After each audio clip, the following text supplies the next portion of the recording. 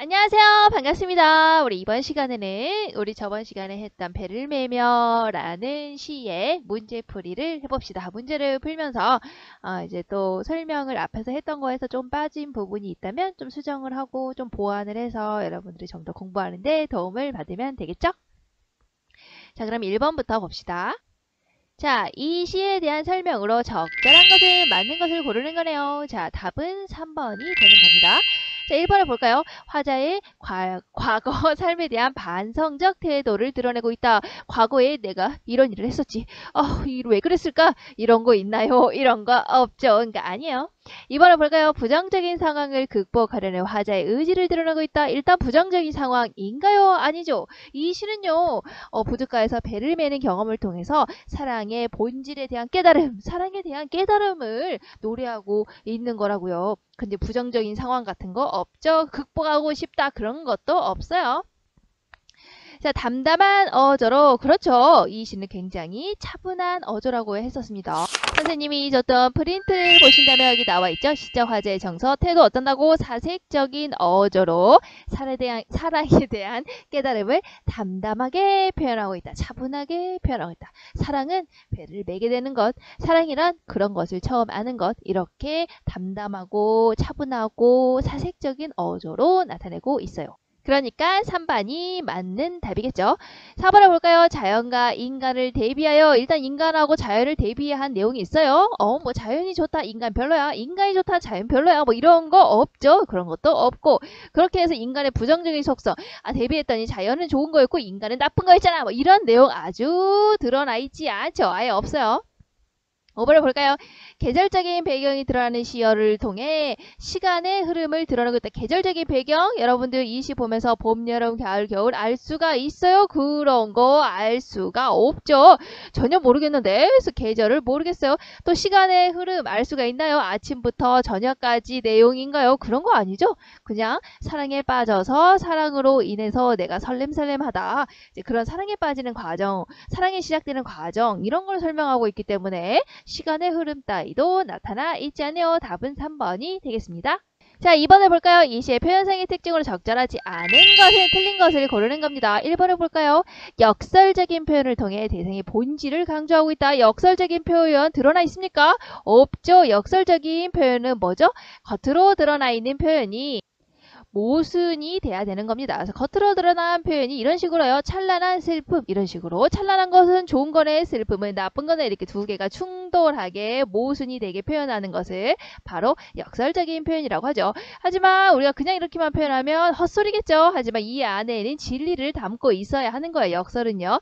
뭐 예를 들면 뭐 이런 거겠죠. 내가 이별을 했어요. 근데 이별을 극복하는 과정에서 내가 조금 더 성숙하게 된 거예요. 그렇다면 어때? 그 이별을 통해서 얻은 슬픔은 굉장히 슬픈 거지만 내가 결과적으로 성숙하게 된 거니까 찬란한 좋은 것이 되는 거겠죠. 이 복잡 미묘한, 좋기도 하고 싫기도 하고, 싫은데 사실은 좋기도 하고, 이런 것을 표현하기 위해서 역설적인 표현을 쓰는 거랍니다. 어쨌든 이 시에는 나타나 있지도 않다. 그렇죠?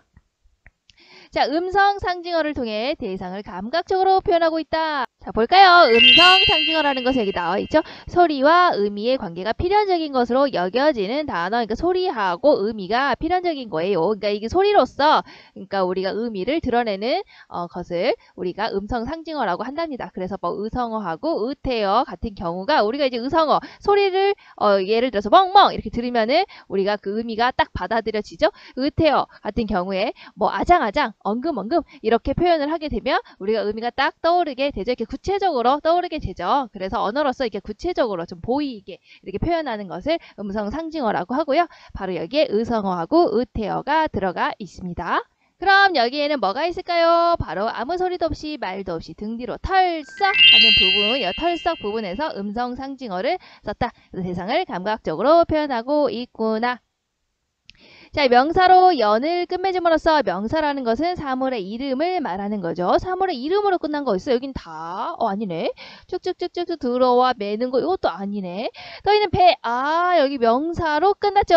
명사로 끝나 있는 부분이 바로 이 부분이네요. 그렇죠? 자, 시적 여운을 형성하고 있다. 왜 여운이 생길까요? 떠있는 배가 같다. 갔구나. 떠있는 배가 떠있다.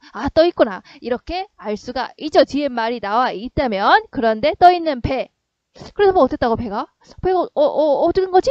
라고 뒤에 것을 상상하게 되죠. 그렇기 때문에 시적인 여운을 남기게 되는 겁니다. 일정한 종결 어미를 반복 사용하여 리듬감을 형성하고 있다. 반복하게 되면 운율이 생긴다고 했죠. 그것을 리듬감이라고 했어요. 일정한 종결 어미를 쓰고 있죠. 자, 어떤 것을 쓰고 있습니까? 하는 것이라는 종결 어미를 반복 사용해서 리듬감을 사용을 하고 있죠. 받는 것, 이렇게 배를 매게 되는 것, 이런 식으로. 그리고 뭐 이런 것도 있겠네. 쭉 보시면 배를 맨다. 그렇죠. 닿는다. 이런 식으로 이런 식으로 일정한 종결 어미를 반복해서 리듬감을 형성하고 있다. 그리고 내용적으로 연결된 단어를 나열해서 시적인 의미를 드러내고 있다. 내용적으로 연결되어 있는 거 바로 무엇이냐면 여기겠죠. 여기 이 부분. 자, 우리 뭐라고 했지? 배를 맨다라는 것은 배는 혼자 있는 게 아니라고 했죠. 저 배를 보니까 저 배는 어떤다는 거야?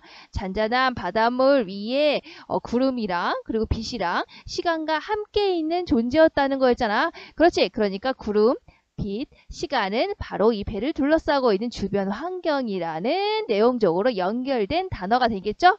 비슷한 단어니까요, 의미가. 그래서 이 부분, 구름과 빛과 시간이 이 부분에서는 내용적으로 연결된 단어를 나열했구나. 그래서 시적인 의미, 주변 환경, 배를 둘러싼 주변 환경이라는 의미를 드러내고 있다라고 볼 수가 있죠. 그러니까 답이 아닌 것은 1번이 되겠네요.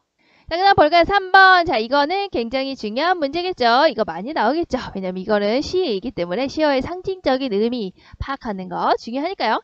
자, 보기를 참고할 때 기역에서 미음의 상징적 의미로 적절하지 않은 것은 틀린 것을 고르는 겁니다. 자, 이 시는 사랑이라는 감정을, 그렇지, 사랑을 시작되고 사랑에 빠진 그런 감정을 배를 매는 일에 빗대어서 표현하고 있어. 두 개가 유사하잖아. 그 유사한 것에 빗대서 표현을 하고 있어. 자, 그래서 이렇게 함으로써 사랑의 본질에 대해 이야기하고 있다라고 했죠. 이렇게 비슷한 것을 가지고 우리가 빗대서 표현하는 거요. 뭐라고 했습니까? 바로 유추적 발상이라고 했죠. 유추적인 비유를 사용하고 있는 겁니다.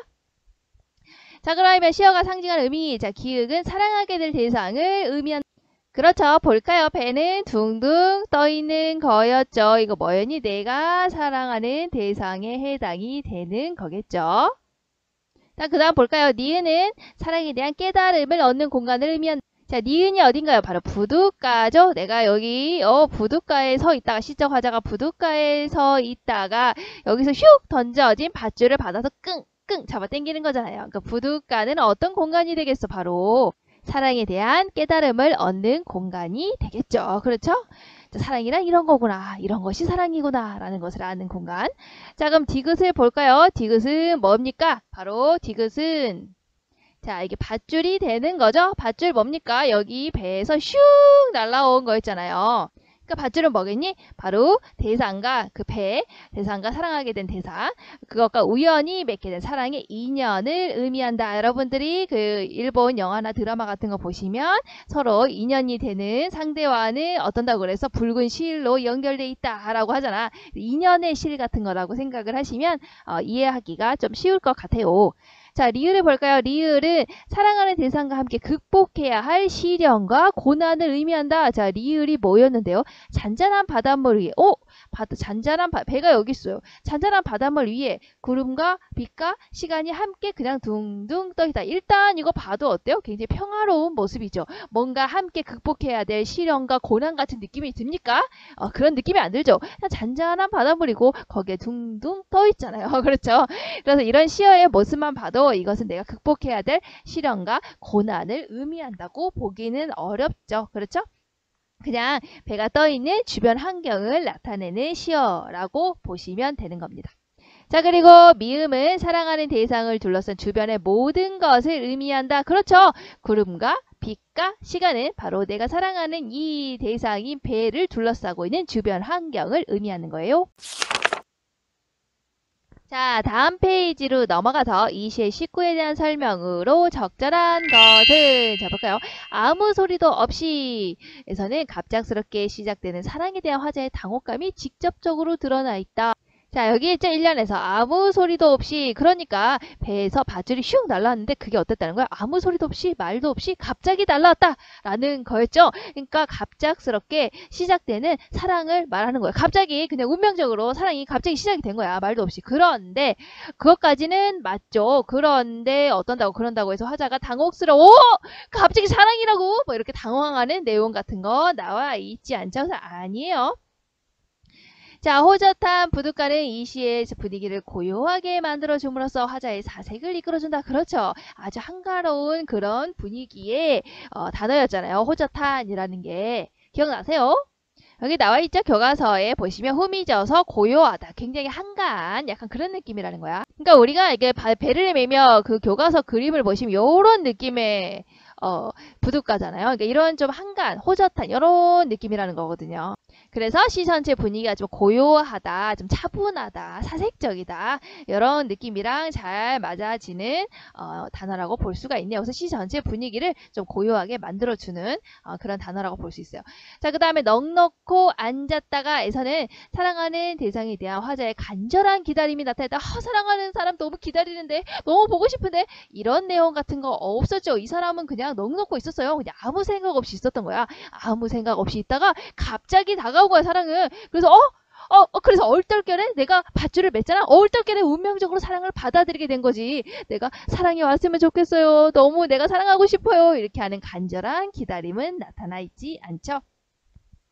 자, 그 다음 볼게요. 4번. 던져지는 밧줄을 받는 거. 그렇지. 갑자기 배에서 날아온 밧줄을 내가 하고 내가 받은 거야. 그리고 그리고 내가 배를 묶을 수밖에 없었던 거야. 이것은 다 운명적인 거야. 어쩔 수 없었던 거야. 라고 하는 사랑의 운명적인 속성을 얘기하고 있다는 맞지만 그것을 거부하겠다. 라고 하는 화자의 의지가 드러나 있나요? 이런 것을 운명적인 사랑을 받았지만 난 이 사랑을 거부하겠어. 받지 않겠어. 라고 하는 내용 같은 거 없죠.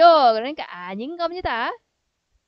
5번을 볼까요? 어찌할 수 없이에서는 불가항력적인 사랑을 받아들일 수밖에 없는 화자. 그렇지. 어쩔 수 없이에서 보시면 그렇지요. 화자가 이렇게 쭉 있다가 밧줄을 받았어. 그래서 어쩔 수 없이 시작되는 게 사랑이야. 어쩔 수 없이 배를 매는 것 같은 거야. 라고 얘기를 했죠. 그래서 그 부분에서는 불가항력적인 내가 거부할 수 없는 사랑이다 라는 것은 맞지만 그것을 받아들이는 게 너무 힘들어 하는 화자의 괴로움 같은 거 드러나 있지 않죠. 그러니까 여러분들이 이 선지를 좀 앞뒤를 잘 이어서 읽으시면 답을 푸는데 도움이 될 거예요. 자, 그 다음에 5번을 볼게요. 자, 보기를 참고하여 이 시에서 사랑을 형상화한, 자, 구체적으로 표현을 한, 눈에 보이게 표현을 한 방식과 비슷한 방식으로 대상을 형상화하고 있는 작품은, 자, 대상을 눈에 보이게 어떻게 드러내게 표현을 했냐 볼까요? 이 시에서는 눈에 보이지 않는 사랑이라는 추상적인 개념을 여러분들 사랑을 볼 수가 없죠. 사랑의 색깔은 노란색이야. 사랑의 색깔은 연두색이야. 그런 거 없죠. 사랑은 좀 까끌까끌한 것 같은데 그런 거 없죠. 눈에 안 보이니까요. 우리가 볼 수가 없는 개념이에요. 근데 이것을 어떻게 했다는 거야? 시각적으로 눈에 보이게 구체화해서 표현을 하고 있다. 요게 형상화가 되는 거겠죠. 자, 그러니까 내가 보이지 않는 이 개념을 보이도록 표현을 하고 있는 거예요.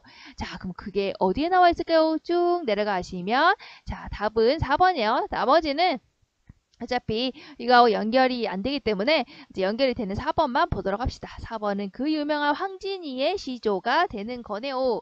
자, 황진이의 시조를 보시면 자, 뭐라고 나와 있죠? 보시면 자, 황진이가 뭐라고 말을 했냐? 자, 볼까요? 자, 동지 딸 기나긴 밤을 동지의 밤이 기네. 동지 딸의 긴 밤. 밤 너무 길다. 요 밤을요. 자르고 싶다는 거야. 한 허리를 베어내요. 자르고 싶다는 거야. 긴 밤이 너무 길어요. 새벽 2시부터 6시까지를 잘라보고 싶어요. 이런 느낌이에요. 자를 수 있어요? 일체 시간이잖아, 시간. 이 시간을 자를 수 있어요? 시간이라는 것은 눈에 보이지 않는 추상적인 거잖아요. 근데 그것을 잘라버릴 거야. 싹둑! 이라고 해가지고 구체적인 대상으로 표현을 하고 있죠. 그래서 뭐 하고 싶다는 거야? 한 허리? 이렇게 2시부터 한 6시까지 쫙 잘라낸다는 거야. 왜냐면 동지딸은 긴 밤이니까요.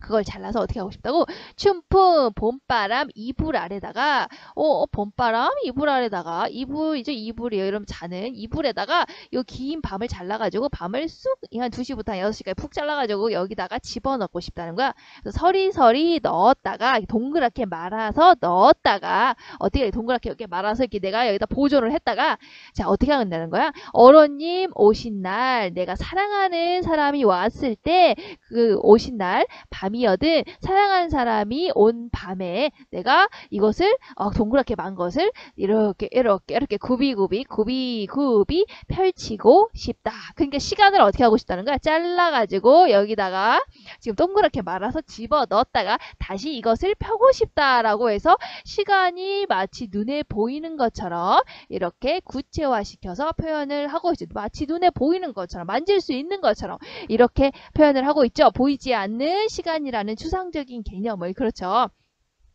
그래서 여기 4번이 여기서 말하고 있는 방식에 해당이 되는 거랍니다. 자, 그 다음 볼게요. 6번 A와 B에 대한 설명으로 적절한 것은 답은 3번이 되는 겁니다. 그럼 A하고 B가 뭔지를 볼까요?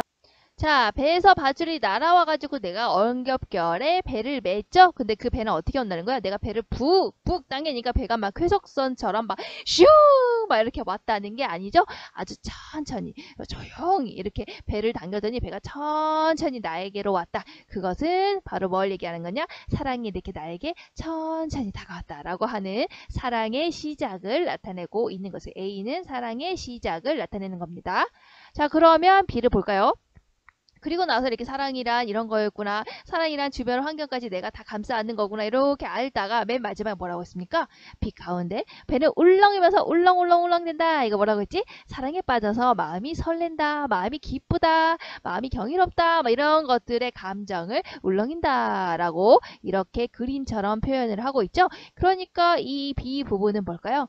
사랑의 행복과 기쁨에 빠진 단계, 사랑에 빠져버린 단계라고 볼 수가 있는 거죠. 그러니까 A는 사랑이 시작되는 거고 시작이 쭉 되다가 B에서는 이제 사랑에 빠진 단계라고 생각을 하시면 돼요. 그럼 볼까? 자, A의 배와 B의 배는 가리키는 대상이 다르다. 가리키는 대상이 달라요. 다른 여자 사랑하는 거예요? 다른 남자 사랑하는 거예요? 아니죠. 가리키는 대상은 동일한 겁니다. 동일한 대상한테 사랑이 시작되고 사랑에 빠진 거니까요. 야, 근데 동일한 대상이 아닌데 사랑이 시작되고 사랑이 빠지는 거면 되게 웃기겠는데요. 막장 아니에요, 막장. 그쵸? 자, 뭐 그렇다고요. 자, 그럼 2번을 볼까요? 자, A에서 B로 가는 것에서는 사랑이 시작되고 끝나는 과정이 드러나 있다. 사랑이 시작되는 거 나와 있었죠. A에서 나와 있었죠. 사랑이 끝나서 그래, 난 너랑 이별할 거야. 뭐 이런 내용 같은 거 없죠. 그러니까 아닌 것이 되겠네요. 그러니까 이것도 다른 게 아니고 같은 것이 되죠. 같은 대상. 그래서 이것은 틀린 거. 자, 3번을 볼까요? A보다 B에서 나와 사랑하는 대상과의 관계가 더 가깝다. 그렇지. A에서는 사랑의 시작이고 여기서 사랑에 빠진 단계였으니까 어떻게 보면 여기서는 약간 썸 타는 그런 느낌. 그렇지. 여기서는 둘이서 이제 좋아하는 그런 느낌. 사랑에 빠져가지고. 그러니까 조금 더 대상의 관계가 가깝다라고 볼 수가 있는 거죠. A를 볼까요? 사랑에 대한 화자의 설렘의 감정이 설렌다 이런 거는 오히려 B에서 울렁울렁 된다라는 것을 B에 드러나 있죠. 또 B에서는 고통의 감정 너무나 괴로워 막 이런 거 없죠. 이런 거 없어요. A를 볼까요? 사랑에 대한 화자의 적극적인 태도가 난 널 꼭 쟁취하고야 말겠어. 뭐 이런 거 없죠. 아니에요. 자, B에서는 소극적인 태도. 그래. 나 너 보고 싶은데. 난 널 사랑하는데. 그래. 뭐 이렇게 하는 소극적인 태도도 그런 게 없죠. 나타나 있지가 않아요. 그냥 사랑이 시작되고 사랑에 빠지는 과정에 대해서 얘기한 것이기 때문이죠. 7번 봅시다. 보기의 질문에 대해 학생들이 대화를 나눌 때 이 시에 대한 감상으로 적절하지 않은 것은 틀린 것을 고르는 거네요. 볼까요? 선생님이 자, 문학은 다양한 문학적 표현이나 형상화 방법, 자유로운 상상력을 통해 정서적, 미적으로 우리의 삶을 고양합니다. 굉장히 어려운 말 하시네요. 그렇죠? 어쨌든 알죠? 우리는 정서적, 미적으로 우리의 삶을 고양한다, 높인다. 그게 뭐라고? 이제 정서적인 특징, 그러니까 이제 화자의 정서, 태도, 그리고 이제 미적인 거, 그러니까 운율, 상징, 뭐 그런 것들을 찾아봐라. 뭐 그런 거에 관심을 두고 초점을 두고 시를 감상해봐라. 그런 거겠죠? 그래서 오늘 배운 작품 배를 매며의 아름다움에 대해서 이야기해 볼까요? 적절하지 않은 것은 5번이 되는 겁니다. 자, 그럼 나머지는 맞는 거죠. 볼까요? 현재형 어미의 사용으로 화자의 생각이 더욱더 생생하게 전달되는 것 같아. 자, 보시면 알겠지만 이 시는 전부 현재로 쓰여져 있죠. 등 뒤로 털썩 어찌고 배를 맨다. 여기서도 그렇고 닫는다. 그렇죠? 여기서 전부 다 현재형으로 쓰여지고 있죠. 여기 과거 있습니까? 그런 거 없죠. 그래서 여기 현재형으로 쓰여져 있죠. 그래서 현재형으로 쓰여져 있다라는 것에서 우리가 이제 생생한 감정을 느낄 수가 있는 거죠. 물론 여기 알았다라고 해서 처음 알았다라고 이렇게 과거형이 쓰였다고도 볼 수 있지만 여기서는 이제 시제의 의미라기보다 시간적인 의미라기보다는 이제 깨달았다라고 하는 그런 이제 화자의 진술을 그냥 표현하는 거라고 볼 수가 있어요. 그래서 화자의 생각이 조금 더 생생하게 전달된다. 그렇다. 맞다고 볼 수가 있어요. 이번에 볼까요? 시각적인 이미지로 대상을 감각적으로 표현한 것에서 아름다움이 느껴져. 자, 시각적인 이미지로 나타낸 부분 뭐 어디 있을까요? 맨 마지막 부분 같은 경우는 그렇죠? 쭉 보시면 맨 마지막에 빛 가운데 배는 울렁이면서 온종일 떠있다. 그래서 배가 울렁울렁 떠있는 이 모습을 한 폭의 그림처럼 시각적인 이미지로 표현을 하고 있죠. 그리고 뭐 이런 것도 있네. 잔잔한 바닷물 위에 여러분들 이거 다 들으면 머릿속에 그려지죠. 이 모습이. 잔잔한 바닷물 위에 구름과 빛과 시간이 짝짝짝 이렇게 하면서 배가 둥둥 떠있는 그런 모습 그림으로 여러분들 머릿속에 딱 시각적으로 박히잖아요. 자, 이런 걸 이제 시각적 이미지라고 볼 수 있죠. 그래서 시각적인 이미지로 대상을 감각적으로 표현했다. 맞는 것이 되겠네요.